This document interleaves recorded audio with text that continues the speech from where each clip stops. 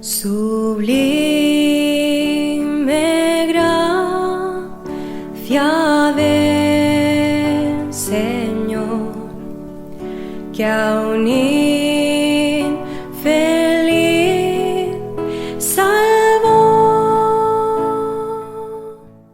Sublime gracia, mas el Dios de toda gracia que nos llamó a su gloria eterna en Jesucristo, después que hayáis padecido un poco de tiempo, Él mismo os perfeccione, afirme, fortalezca y establezca. A Él sea la gloria y el imperio por los siglos de los siglos. Amén. Gracia me enseñó a temer. Sublime Gracia es un programa que presenta breves reflexiones fundamentadas en la palabra de Dios. Es un deseo y necesidad de mi propio corazón de conocer más profundamente a este nuestro Dios de toda gracia que nos llamó a su gloria eterna en Jesucristo. Todas las semanas, en Luz a las Naciones, canal cristiano de comunicación, puedes seguir este programa y recorrer juntos el largo pero certero sendero de la palabra de Dios. Dios me salvó y mis cadenas ya Él rompió. Sublime gracia, porque de su plenitud tomamos todos y gracia sobre gracia. Perdón, sublime gracia, inmenso amor.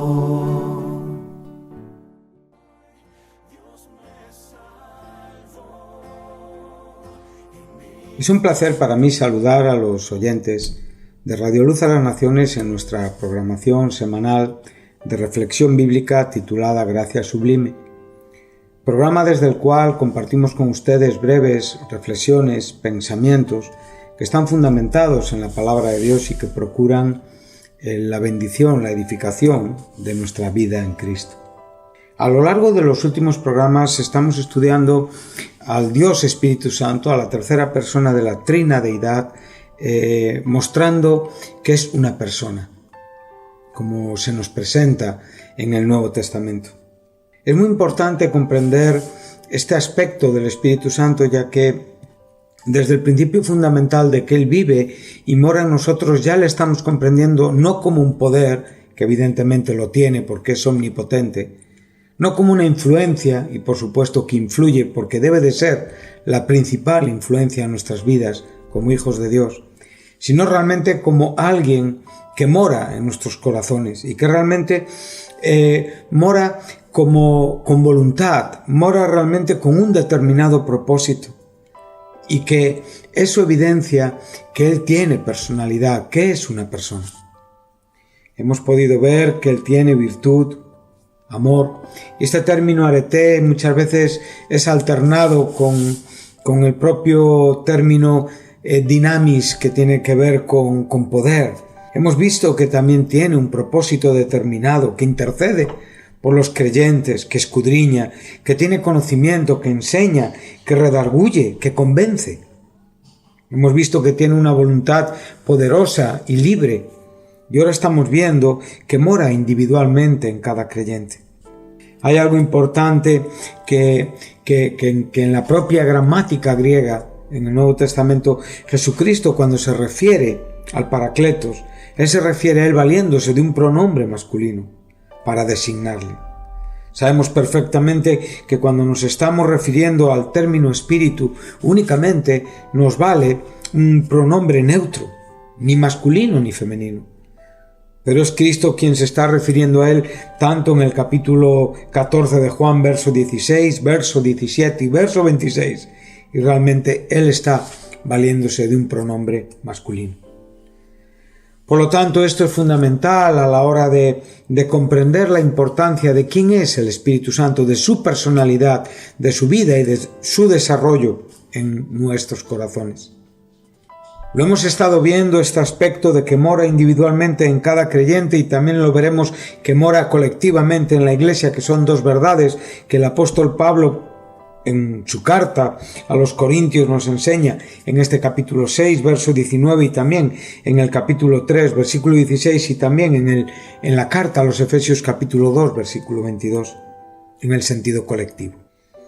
Entonces ahora nos hemos quedado en el verso 17 del capítulo 6 de la primera epístola a los Corintios, donde hoy retomaremos donde lo dejamos en el último programa y veremos la importancia de lo que aquí se nos está enseñando.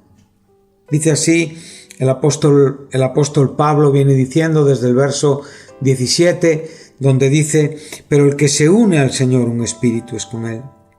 Huid, verso 18, de la fornicación. Cualquier otro pecado que el hombre cometa está fuera del cuerpo, mas el que fornica contra su propio cuerpo peca. Y ahora viene el versículo en cuestión: ¿o ignoráis que vuestro cuerpo es templo del Espíritu Santo, el cual está en vosotros, el cual tenéis de Dios, y que no sois vuestros? Porque habéis sido comprados por precio. Glorificad pues a Dios en vuestro cuerpo y en vuestro espíritu, los cuales son de Dios. Bueno, con el verso 17 nos ha quedado claramente expuesta esa analogía espiritual que hemos sacado de Génesis 2, 24, donde es el propio Moisés que escribe: por tanto dejará el hombre a su padre y a su madre, se unirá a su mujer y serán una sola carne.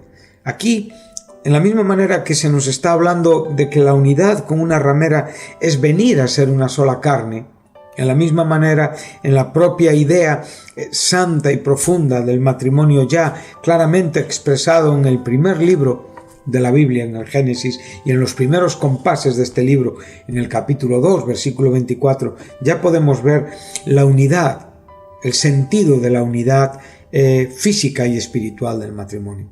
Pero ahora él va a tomar esta analogía para enseñarnos que realmente el que está unido al Señor es un espíritu con Él. O sea, el que está en Cristo forma una unidad espiritual y física con el Señor. Una unidad que no puede ser quebrantada. Una unidad cuyo vínculo es el Espíritu Santo morando en nuestros corazones. Aquel, como digo, que quiere dirigirnos, aquel que quiere enseñarnos, aquel que podemos entristecerle, que será el último punto de estos estudios relativos a la personalidad del Espíritu Santo, y que nos muestra la fuerza de lo que realmente aquí Pablo nos quiere enseñar. Jesús oró en el verso 11 del capítulo 17 de Juan para que sean uno, así como nosotros somos uno. O sea, aquí está hablando de la unidad colectiva del cuerpo. O sea, cada creyente individualmente está unido al grupo, al cuerpo de Cristo, que colectivamente forman el templo del Espíritu Santo en la misma manera que individualmente también lo son. Y esto, como digo, son dos verdades claramente enseñadas por el propio Pablo. Otra vez Jesús dice en el verso 23: yo en ellos y tú en mí. O sea, la unidad del cuerpo con la cabeza, que es Cristo, evidentemente es una unidad que espiritualmente tiene una similitud con la propia unidad que el Hijo tiene con el Padre. Aunque evidentemente el Hijo y el Padre, y la unidad del Hijo y el Padre siempre superará y será mucho más trascendente, profunda y espiritual que la que nosotros tenemos, aún hablando de una unidad perfecta y espiritual en Cristo. Pero todo aquello que proviene de lo que el propio Padre e Hijo nos proveen siempre será maravilloso y glorioso. Eso lo enseña también con Cristo estoy juntamente crucificado, y otros muchos textos que usa el apóstol y que en el último programa mencionamos. Podemos ver que esta expresión en cuanto a la versión de las Américas, la traducción del 60 de la Reina Valera, la nueva versión internacional, dice el que se une al Señor. La nueva traducción viviente dice la persona que se une al Señor. Como hemos dicho, aquí tenemos un paralelo exacto con el verso 16 relativo a la propia unidad que se nos presenta con la ramera, pero enseñándonos evidentemente las dos experiencias bien diferenciadas. Por lo tanto, esto claramente nos está enseñando la propia voluntad de las dos partes o de las dos personas que en este caso se unen, nosotros y el Señor, la persona y su mujer, el marido y su mujer, o sencillamente la persona y una ramera. Está mostrándonos la importancia de esta unidad. El verso 18 nos enseña a huir de la fornicación y no vamos a pararnos aquí, claro, porque no es el texto que ahora mismo nos interesa, pero nos está dejando claramente que en cierta manera la sexualidad humana es un don de la gracia de Dios, de la generosidad de Dios, pero evidentemente hay praxis, aspectos apropiados e inapropiados que tienen que ver en cómo se ejercita este regalo de Dios. Pablo únicamente lo contempla bajo la legalidad matrimonial y a la vez pone estos límites muy claros en cuanto a lo que sería la promiscuidad premarital o extramarital, o sea, sencillamente las relaciones sexuales antes de estar casados y las relaciones sexuales fuera del matrimonio estando casados. Por lo tanto, los cristianos debemos ser constantemente diligentes en esta área. Y sobre todo entendiendo que estamos rodeados de una cultura que es promiscua, que es tendiente, que realmente no contempla, es más, ve una exageración en cómo la Biblia trata y enseña con el tema de las relaciones sexuales. Pero como digo, las relaciones sexuales premaritales o extramaritales han sido grandes problemas y grandes daños para la vida de muchos creyentes. Por lo tanto, hermanos, queridos oyentes, nosotros debemos de vivir estas vidas transformadas, esta vida de unidad con el Señor, en esa pureza, en esa profundidad, en esa realidad y, por supuesto, en la propia práctica, donde, evidentemente, como digo, la fornicación siempre tiene que ser algo a evitar. Si son personas que todavía no están casadas, esperen a encontrar su pareja, su marido, su mujer, para poder realmente llevar a cabo la relación sexual contemplada, lícita, correcta y santa. Y si están casados, evidentemente, que no tengamos más ojos que para nuestros cónyuges y que veamos en ellos un gran regalo de Dios y que agradezcamos a Dios, como digo, la sexualidad, que creo que a veces es un tema que no se enseña en las iglesias y que debe de ser enseñado tanto en el sentido de los jóvenes, por supuesto, como en el sentido de las personas casadas en cuanto a lo que digo, al respeto, a la santidad del matrimonio y a la santidad de la vida del creyente. Entonces, como digo, para el apóstol era muy importante esto que estaba enseñando. Él enseñaba a los Efesios en el capítulo 5, versículo 3, dice: pero la inmoralidad y toda impureza o avaricia ni siquiera se menciona entre vosotros como corresponde a santos. O sea, aquí Pablo está hablando ya no de la práctica, sino de la propia mención, de la propia conversación, que en muchos casos también afecta y daña, como digo, a los creyentes. En la epístola a los Colosenses, capítulo 3, versículo 5, dice: por tanto, considerad los miembros de vuestro cuerpo terrenal como muertos a la fornicación, la impureza, las pasiones, los malos deseos y la avaricia, que es idolatría. Por lo tanto, cuidemos nuestras vidas en Cristo. Él va ahora a continuar diciendo en este versículo 18 que todos los demás, o sea, está haciendo una diferencia, dice: todos los demás pecados que el hombre comete están fuera del cuerpo. Bueno, en cierta manera también hay que entender lo que aquí se nos quiere enseñar. Por lo tanto, no solamente está enfatizando en la propia fornicación como si solamente existiera este pecado, sino que hay más pecados, aunque estos pecados realmente se cometen en muchos casos fuera del cuerpo. Por lo tanto, Pablo podría estar refiriéndose a enseñanzas de falsos maestros, a todo este tipo de actitudes que en muchos casos dañan nuestro crecimiento espiritual. Como digo, es importante esta reflexión para poder salvaguardar esta verdad que aquí se nos está presentando. O sea, somos un espíritu con el Señor. Y ahora iremos al versículo 19, y aquí es donde estaremos unos minutos para poder dedicar tiempo a este aspecto de la personalidad del Espíritu Santo en cuanto a que mora individualmente en cada creyente. Y ahora dice el apóstol Pablo: ¿o no sabéis, o ignoráis, en la versión Reina Valera, que vuestro cuerpo es templo del Espíritu Santo? Qué gloriosa verdad la que aquí tenemos ante nuestros ojos.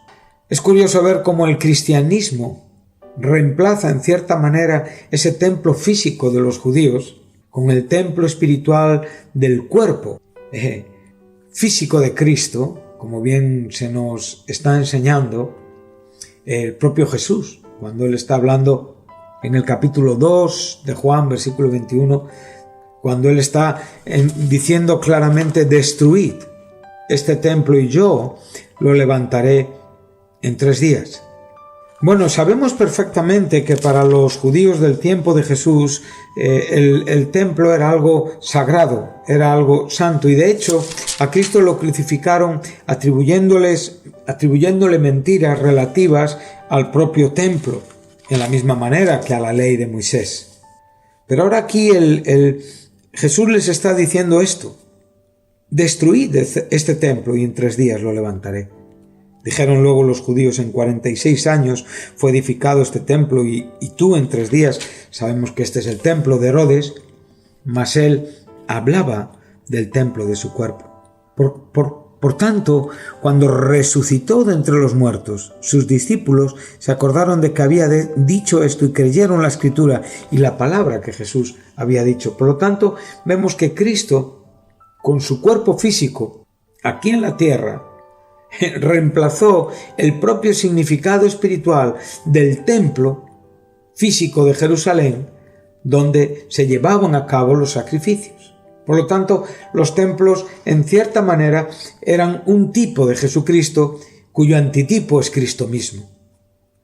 Pero también podemos ver que una vez que Cristo resucitó, evidentemente, y la Iglesia es manifestada por el Señor, la Iglesia viene a ser el templo de Dios aquí en la tierra.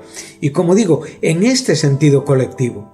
Por ejemplo, en el capítulo 10 de esta primera epístola a los Corintios nos dice el verso 16: la copa de bendición que bendecimos no es la participación en la sangre de Cristo, el pan que partimos no es la participación en el cuerpo de Cristo. Verso 17 dice: puesto que el pan es uno, nosotros que somos muchos somos un cuerpo, pues todos participamos de aquel mismo pan. Qué importante es comprender que como creyentes somos individualmente el templo del Señor. El Espíritu Santo mora en nuestro cuerpo y a la vez formamos parte del cuerpo colectivo del templo de Cristo aquí en la tierra. Ahora mismo en esta tierra el templo de Jesucristo, el templo del Espíritu Santo es la Iglesia. Cuando nosotros comprendemos esta verdad, empezamos a entender la importancia de nuestra vida espiritual. El respeto a la Iglesia comienza por entender estas verdades tan profundas. Somos con otros el cuerpo de Cristo, formamos parte de ese cuerpo con el que Jesús en vida en su propia vida sustituyó al templo de los judíos en Jerusalén, y hoy, una vez que Cristo murió y resucitó y el Espíritu Santo vino sobre los creyentes, la Iglesia es el cuerpo de Cristo, es el templo de Cristo. Cuando Pablo también exhorta en la mala praxis en cuanto a lo que era la cena del Señor, en cuanto a esos ágapes que hacían antes de tomar la cena y las maneras en las que se comportaban, una de las advertencias importantes en el verso 29, en el capítulo 11, dice así: porque el que come y bebe sin discernir correctamente el cuerpo del Señor, come y bebe juicio para sí. Y aquí podemos estar hablando tanto de la persona de Jesucristo como de la propia Iglesia. En el capítulo 12 de esta primera epístola, como digo, Primera de Corintios tiene mucho que enseñarnos en este sentido. Nos dice así en el versículo 12: porque así como el cuerpo es uno y tiene muchos miembros, pero todos los miembros del cuerpo, aunque son muchos, constituyen un solo cuerpo, así también es Cristo. Por un solo espíritu todos fuimos bautizados en un solo cuerpo, porque el cuerpo no es un solo miembro, sino muchos. Aquí de nuevo tenemos la idea constitutiva, la idea colectiva de cómo los creyentes en su conversión son introducidos a la Iglesia, al cuerpo de Cristo. Como hemos visto, aquí, en este sentido, se nos está enseñando en cuanto a la propia iglesia local. Pero en el capítulo 6, donde estamos estudiando, es usado del creyente como individuo y nos está enseñando la relación importante que hay entre estos dos aspectos, tanto el individual como el colectivo, en la comprensión del cuerpo de Cristo. Por lo tanto, como digo, aquí el punto principal tiene que ver con un llamado a la santidad.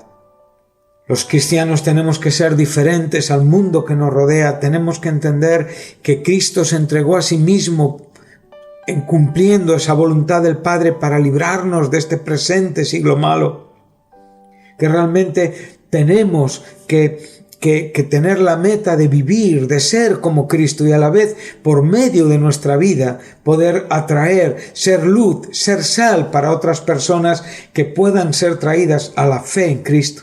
Y en cierta manera, como digo, aquí tenemos esa perfecta y maravillosa gran comisión que el Señor nos encomendó y nos comisionó primeramente a sus apóstoles, indicándoles en el capítulo 28 de Mateo, versículos 19 y 20, haced discípulos de todas las naciones, bautizándolas en el nombre del Padre, del Hijo y del Espíritu Santo, enseñándolas a guardar todo lo que os he mandado.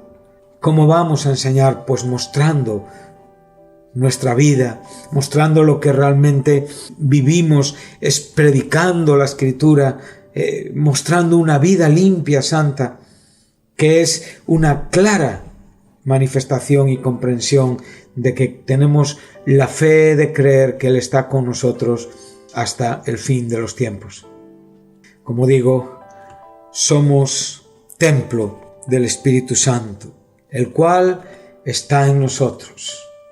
Aquí se nos está enseñando, el Espíritu Santo mora individualmente en cada creyente. El poder de la vida cristiana, la acción del Espíritu Santo es un don igual que el de la propia salvación. En el momento en el que somos redimidos, salvos, perdonados, somos constituidos en templos del Espíritu Santo. El Espíritu Santo comunica a nuestro espíritu de que somos hijos de Dios y que realmente las tres personas de la trina deidad de Dios moran en nosotros: el Hijo, el Espíritu Santo y, por supuesto, el Padre. Esto lo podemos ver a través de muchos textos de la Escritura. Juan 14, 23 nos habla de las propias palabras de Jesús en el aposento alto y le dijo: si alguno me ama, guardará mi palabra y mi Padre lo amará y vendremos a él y haremos con él una morada. En la segunda carta a los Corintios capítulo 6, versículo 16, claramente dice: habitaré en ellos y andaré entre ellos y seré su Dios, entendiendo que somos templos del Dios vivo. Aquí vemos al Padre morando en nuestros corazones. Hemos visto en el propio versículo 23 que el Hijo y el Padre hacen morada con nosotros. Capítulo 8 de Romanos, versículo 10, y si Cristo está en vosotros, aquí vemos la presencia de Cristo en nuestros corazones. En la propia exhortación y pregunta que hace en la segunda carta a los Corintios, capítulo 13, versículo 5, en cuanto a la prueba y al examen de la fe, dice: ¿o no reconocéis a vosotros mismos que Jesucristo está en vosotros? Y con este que hemos citado y otros muchos podemos ver que el creyente es morada del Padre, del Hijo y del Espíritu Santo, recordando en todo momento que lo tenemos de Dios, que es un don de Dios y que evidentemente no somos dueños de nosotros mismos. El señorío ya le pertenece a Cristo y nos da la explicación con el verso 20: porque habéis sido comprados, rescatados, como bien enseña Pedro, de nuestra vana manera de vivir, no con cosas corruptibles como el oro y la plata, sino con la sangre preciosa de Jesucristo, como un cordero sin mancha ni contaminación, predestinado desde antes de la fundación del mundo y presentado hoy por amor a nosotros. Romanos 7, 22 y 23: comprados fuisteis por precio, no os hagáis esclavos de los hombres. Romanos 3, 24: siendo justificados gratuitamente por su gracia por medio de la redención que hay en Cristo Jesús. Sabemos que en el Antiguo Testamento el sentido del Redentor está conocido con ese término Goel. Sí, eso lo vemos en esa historia tan maravillosa de Ruth y Boz. Por lo tanto, había un pago por el cual evidentemente se redimía a la persona. Y en el momento que se redimía a la persona venía evidentemente a pertenecer en una manera diferente. Esto es una referencia al sacrificio sustitutivo y vicario de Cristo.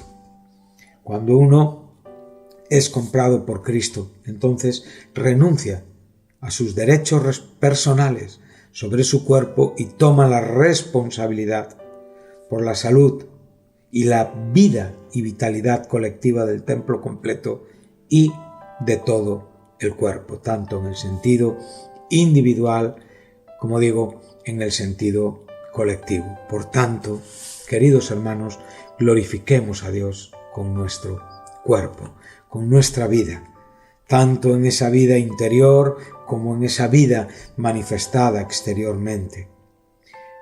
Por favor, creamos en todo lo que la Biblia prohíbe, creamos en todo lo que la Biblia permite. Nuestros cuerpos le pertenecen a Dios, no a nosotros mismos. Nuestros cuerpos son para el servicio de Dios, no para el pecado. Por lo tanto, esto es lo que aquí Pablo está tratando de enseñarnos. Aquí en Corinto, el cuerpo era siempre un siervo del pecado y de la mala praxis, pero él está diciendo a los creyentes de Corinto, como nos dice a nosotros hoy, que hemos sido comprados por precio. Glorifiquemos a Dios con nuestro cuerpo y con nuestro espíritu, los cuales son de Dios.